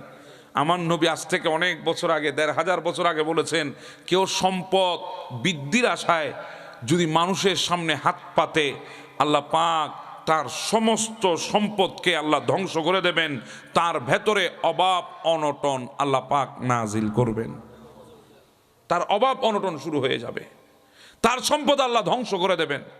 এজন্য আপনারা কখনো মানুষের সামনে হাত পাতার চেষ্টা করবেন না। আমার নবী বলেছেন কি জানেন? এটার চাইতে এটা উত্তম, এটার চাইতে এটা উত্তম। এজন্য আজকে থেকে কেউ যদি অনর্থক আপনাদেরকে গালিগালাজ করে, আপনারা কথা বলবেন না, চুপ করে থাকবেন। সে গালি দিয়েছে, গালি দিক, কোনো সমস্যা নাই। আপনাকে গালি দিয়েছে, খারাপ ব্যবহার করেছে, আপনি চুপ করে থাকবেন। এটা আল্লাহর সাহায্য পাওয়ার সবচাইতে উত্তম বড় মাধ্যম। যখন আপনি চুপ করে থাকবেন, তখন আল্লাহর পক্ষ থেকে ফেরেশতা পাঠিয়ে দেবে আপনার পক্ষ হয়ে, ওই ফেরেশতা ওই মানুষটার প্রত্যেকটা কথার উত্তর দেবেন। সুবহানাল্লাহ। আমরা কি করে থাকবো আজকে থেকে? চুপ করে থাকবো। পারবেন তো ইনশাআল্লাহ? সম্পদ পাওয়ার আশায় নিজেকে একদম নিচে নামিয়ে ফেলবেন না। আমি আরেকটা কথা বলি আপনাদেরকে। ইমাম বুখারী আলাইহি রাহমা, কষ্ট হচ্ছে আপনাদের? কথাগুলো আমাদের প্রয়োজন আছে না নাই? আচ্ছা, ইমাম বুখারী আলাইহি রাহমা অনেক বড় একজন ইমাম, আপনারা জানেন। ইমামুল হাদিস যাকে বলা হয়, এত বড় মুহাদ্দিস, ইমামুল মুহাদ্দিস যিনি, ইমাম বুখারী আলাইহি রাহমা, যিনি বুখারী শরীফের মধ্যে 4000 সহিহ হাদিস লিপিবদ্ধ করেছেন। সুবহানাল্লাহ। কয় হাজার? 4000। কিন্তু এখানে ইখতিলাফ আছে। জমহুর উলামা ইকরাম তাহাকিক করে বলছেন 4000 নাই, আছে 3700। কত? 3700। যাই হোক, 4000 3700 হাদিস বুখারীর মধ্যে নোট করেছেন। পৃথিবীর বুকে কোরআনের পরে যেই কিতাবের মর্যাদা, সেটা হচ্ছে সহিহ বুখারী শরীফের। কেমন মর্যাদা জানেন? এই বুখারী যদি কারো ঘরের মধ্যে থাকে, ওই ঘরে কোনোদিন অগ্নিকাণ্ড হবে না। সুবহানাল্লাহ। কারো ঘরে যদি বুখারী থাকে, ওই ঘরের মধ্যে কখনো আগুন লাগবে না। এত বড় পাওয়ারফুল এক কিতাব। তো ইমাম বুখারী আলাইহি রাহমা, ইনি একদিন সফরে বের হয়েছেন। উনি তো বুখারার সম্ভ্রান্ত ফ্যামিলির মানুষ ছিলেন। উনার বাবা সম্পদশালী ছিলেন। ইমাম বুখারীর বাবা, উনি গরিবের সন্তান ছিলেন না, ধনাঢ্য ব্যক্তির সন্তান ছিলেন। উনি যখন সফরে বের হয়েছেন আমার নবীর হাদিস সংরক্ষণ করার জন্যে, আমার নবীর হাদিস সন্ধানে যখন বের হয়েছে, নদীর উপরে নৌকায় সফর করছিলেন, হঠাৎ একজন বান্দার সাথে ওনার দেখা। বান্দাটা ক্ষুধার্ত, দারিদ্র, অসহায়। তিনি বলেন, হুজুর, আমি বড় অসহায় মানুষ, আপনি কোথায় যাচ্ছেন? বলে আমি যাচ্ছি একটু সফরে বের হয়েছি, আল্লাহর জমিন একটু সফর করব। হুজুর সাথে কিছু নিয়েছেন? যেহেতু সফরে যাচ্ছেন, বলে হ্যাঁ, আমার সাথে 1000 স্বর্ণ মুদ্রা আছে। 1000 কি আছে? জি বলেন, 1000 স্বর্ণ মুদ্রা আছে আমার সাথে। এই কথা শোনার পর ওই মানুষটা মনে মনে হাসে, কারণ সে যে জন্য এসেছে কথাটা সে পেয়েছে। সে এবার কিছুক্ষণ পরে হঠাৎ করে নৌকার মাঝখানে সে হাও মাও করে চিল্লা আরম্ভ করে দিয়েছে। মানুষজন সবাই জড়ো হয়েছে। কিরে কাঁদিস কেন? বলে আমার 1000 স্বর্ণ মুদ্রা হারিয়ে গেছে। নাউজুবিল্লাহ বলবেন না? কি মারাত্মক সালাক দেখছেন? বলে আমার 1000 স্বর্ণ মুদ্রা কি হয়ে গেছে? হারিয়ে গেছে। চারিদিকে এখন সবাই হতবাক হয়ে গেলে, 1000 স্বর্ণ মুদ্রা আমার কে নিল? কোথায় নিল? সবাইকে তালাশ করা হোক, সবার ব্যাগ পকেট এগুলো তালাশ করা হোক।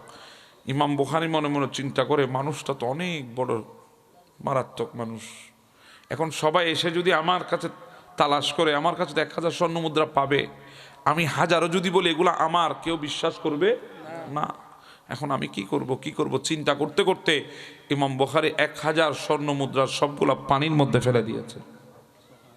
পানির মধ্যে কি করে দিয়েছেন? ফেলে দিয়েছে। সবাইকে তালাশ করা হলো, কারো কাছে কোনো স্বর্ণ মুদ্রা পাওয়া গেল না। তো সবাই বলে, আরে পাগল, কেউ নিলে তো এখান থেকে আর পালিয়ে যাওয়ার তো সুযোগ নাই, নদীর মাঝখানে যাবে তো কই যাবে, কেউ নামেও নাই জাহাজ থেকে, আর থাকলে তো কারো না কারো কাছে থাকবে, কারো কাছে নাই। আরে পাগল। সবাই তাকে ধমক দিলেন। এরপরে যার যার মতো সবাই চলে গেলেন। ওই বান্দাটা আস্তে আস্তে করে ইমাম বুখারীর কাছে গেলেন, বলে হুজুর বলেছিলেন 1000 স্বর্ণ মুদ্রা আছে, এগুলো কই? বলেছিল এটা সত্য, কিন্তু সবগুলো আমি নদীতে ফেলে দিয়েছি। হ্যাঁ, আপনি 1000 স্বর্ণ মুদ্রা নদীতে ফেলে দিলেন? বলে হ্যাঁ। কেন? বলে তুমি 1000 স্বর্ণ মুদ্রার দিকে তাকিয়েছ, তুমি আমার চরিত্র, আমার ইজ্জত, আমার আবরুরের দিকে তাকাও নাই। গোটা পৃথিবী আমার সত্যবাদিতার উপরে সার্টিফিকেট হয়ে আছে। আমি নবীর হাদিসে মোবারকা সংকলন করেছি। এত বড় নিয়ামত আল্লাহ আমাকে দিয়েছে। আজকে যদি তোমার এই অপবাদের, মিথ্যা অপবাদের কারণে যদি মানুষ যদি আমাকে অপবাদ দিয়ে দেয়, আমার এত বছরের সাধনা, এত বছরের নবীর হাদিস সংকলন, এগুলো সব নষ্ট হয়ে যাবে। আমার কাছে দুনিয়ার সম্পদ তুচ্ছ, আল্লাহ নবীর দেওয়া সম্পদ আমার কাছে শ্রেষ্ঠ। সুবহানাল্লাহ।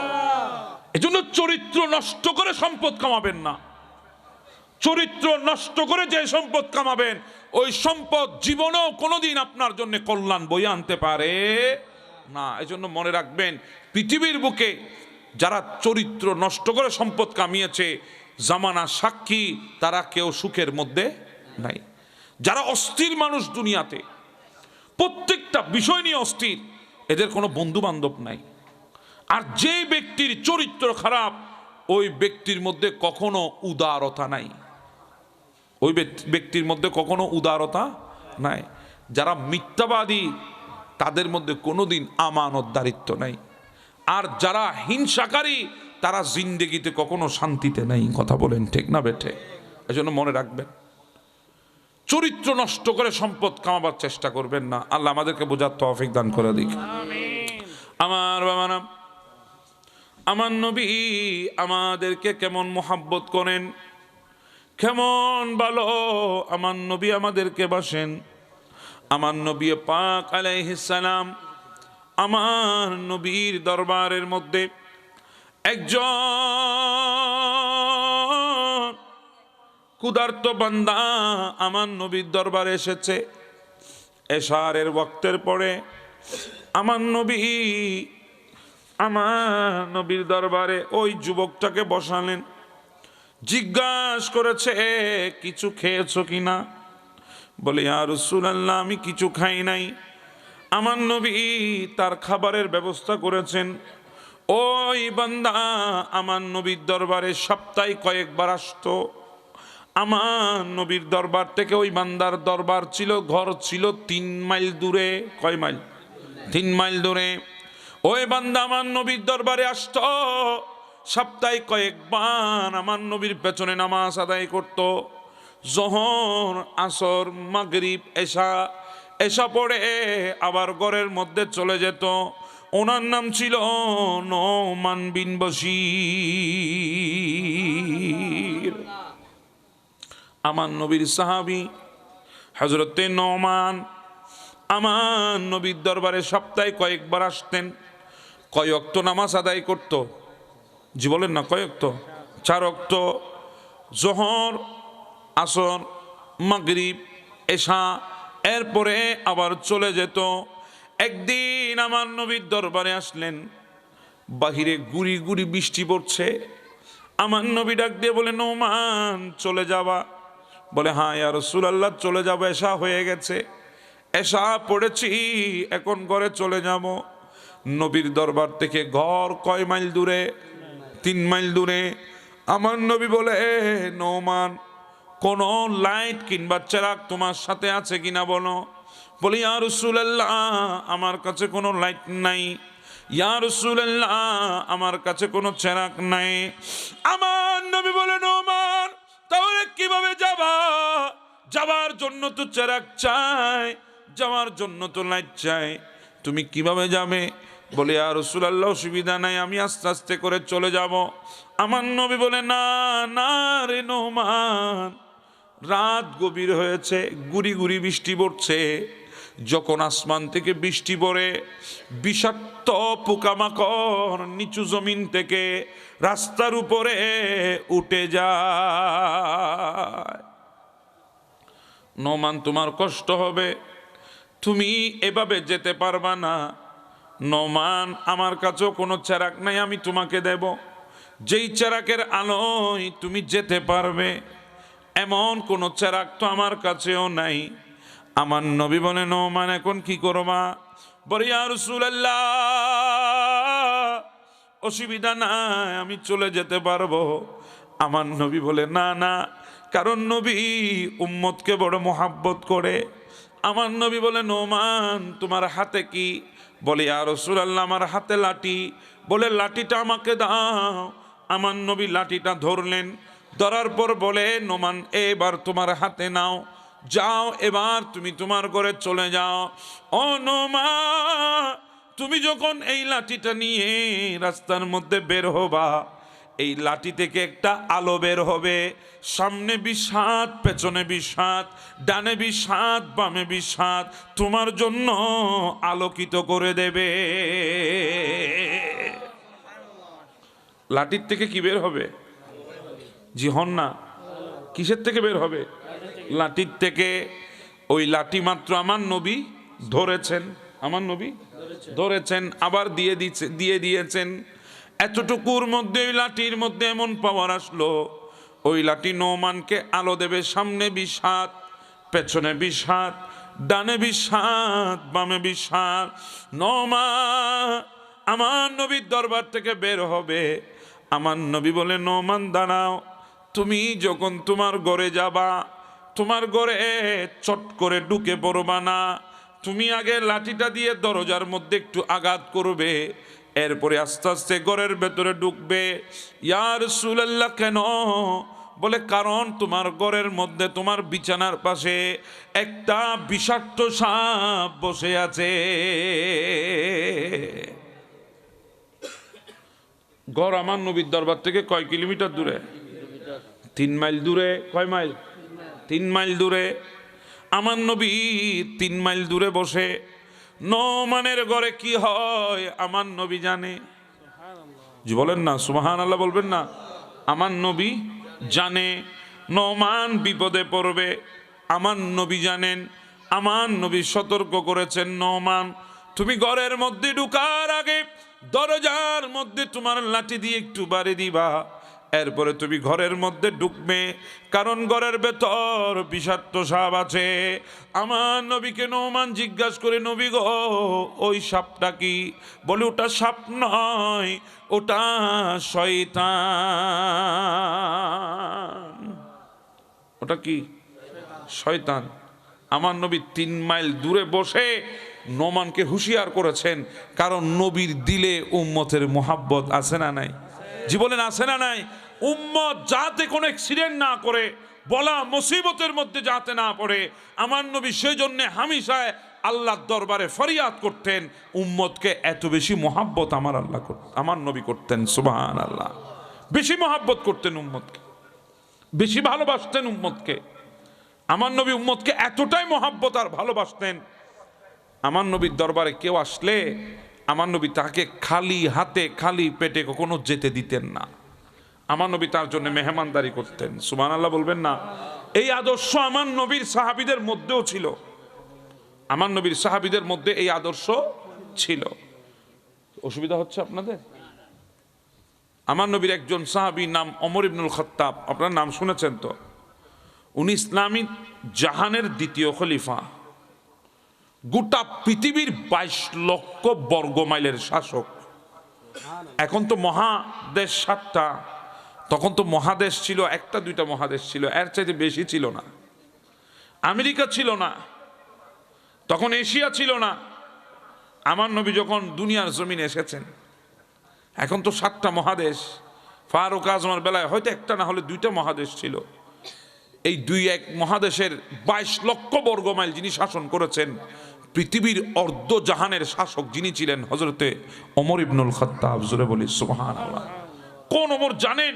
যে ওমর রাস্তা দিয়ে হাঁটলে ওই রাস্তা দিয়ে কখনো শয়তান কিয়ামতের 1 সেকেন্ড আগেও যাবে না। সুবহানাল্লাহ বলবেন না? আমরা যে রাস্তা দিয়ে যাই, ওই রাস্তা দিয়ে শতান যাইবুদ ন লেডিকাল হাইবুদে কথা ন বুঝন ফানলা রোমা। অমর যে রাস্তা দিয়ে গিয়ে এই রাস্তা দিয়ে আর নবী ওখানে কিয়ামতের 1 সেকেন্ড আগেও শয়তান যাইতো না। আনারা যে রাস্তা দিয়ে যায় আপডন গরির, এই রাস্তা দিয়ে শতান দৌড়ি বুদে না দৌড়ি বুদে। আল্লাহ। ওমর ওনার একটা অভ্যাস ছিল, উনি গভীর রাতে বের হতেন, গভীর রাতে সফরে বের হতেন, মানুষজনের খবর নিতেন, কি অবস্থা, আমার জনগণগুলা সুখে আছে না কষ্টে আছে, ইনি খবর নিতেন।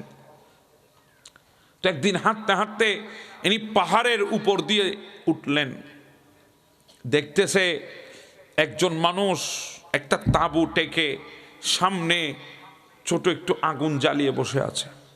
ওমর গিয়ে বলে, ভাই কোত্থেকে আসছো? বলে, হুজুর আমি অনেক দূর থেকে আসছিলাম আমিরুল মুমিনিন ওমর ইবনুল খাত্তাবের সাথে দেখা করার জন্য, কিন্তু আমার স্ত্রী প্রসূতি, প্রেগনেন্ট, গর্ভবতী, আমার স্ত্রীর প্রসব বেদনা উঠেছে। আমি এত রাতে আমার স্ত্রীকে নিয়ে কই যাবো, সেজন্য তাড়াতাড়ি করে একটা তাঁবু টেকে আমি বাহিরে আগুনের মধ্যে বসে আছি, আল্লাহর দরবারে সাহারা খুঁজতেছি। ওমর বলে, ভেতরে কে? বলে, আমার স্ত্রী। বলে, আপনি একটু অপেক্ষা করেন, আমি আসতেছি। এ কথা বলে ওমর দৌড় দিয়ে এসে নিজের স্ত্রীর কাছে চলে আসলেন। এসে বলে, বিবি, আল্লাহ আজকে এমন একটা সুযোগ করে দিয়েছে তোমার জন্যে, এই কাজটা যদি তুমি করতে পারো আল্লাহ তোমার উপর রাজি হয়ে যাবে। তুমি চাও আল্লাহ তোমার উপর রাজি হোক? বলে, হ্যাঁ চায়। তখন সমস্ত কথা ভেঙে বললেন, খুলে বললেন। বলে, বিবি তুমি তাড়াতাড়ি প্রস্তুত হও, ওই মেয়ে প্রসব বেদনা উঠেছে, ডেলিভারির সময় হয়েছে, তোমার যা যা দরকার তুমি সেগুলো রেডি করো, আর আমি খাবার দাবার যা যা দরকার এগুলো রেডি করি। উনি খাবার দাবারগুলো ফারুক আজম রেডি করলেন, লাকড়ির বোঝায় নিজের কাঁধের উপর উঠায় নিয়েছেন। অর্ধ জাহানের শাসক ওমর, এত বড় মদিনার প্রেসিডেন্ট কাঁধের উপরে লাকড়ি নিয়ে রওনা হয়েছে। গেলেন, বিবি যাও তুমি তাড়াতাড়ি ভেতরে যাও। ওমরের বিবি দৌড় দিয়ে ভেতরে গেলেন, আর ওমর রাদিয়াল্লাহু তাআলা তিনি চুলা বসিয়েছেন, লাকড়ি জ্বালিয়েছেন, রুটি বানাচ্ছেন, খানাফিনা রেডি করতেছেন। এইদিকে ওই বান্দা ফারুক আজমকে মনে করেছে একজন খাদেম, হয়তো আশেপাশে একজন মানুষ, সেটা মনে করে প্রত্যেকটা কথা তিনি হুকুম দিচ্ছেন, আমার জন্য পানি আনো, এটা করো, ওটা করো, হুকুম দিচ্ছেন। কিন্তু উনি চেনেন না এটা যে আমিরুল মুমিনিন। ওমরও চুপ করে সব করতেছে। আচ্ছা, আমাদের দেশের একজন মেম্বারে যদি আপনি বলেন এক গ্লাস পানি দেন, বলেন না,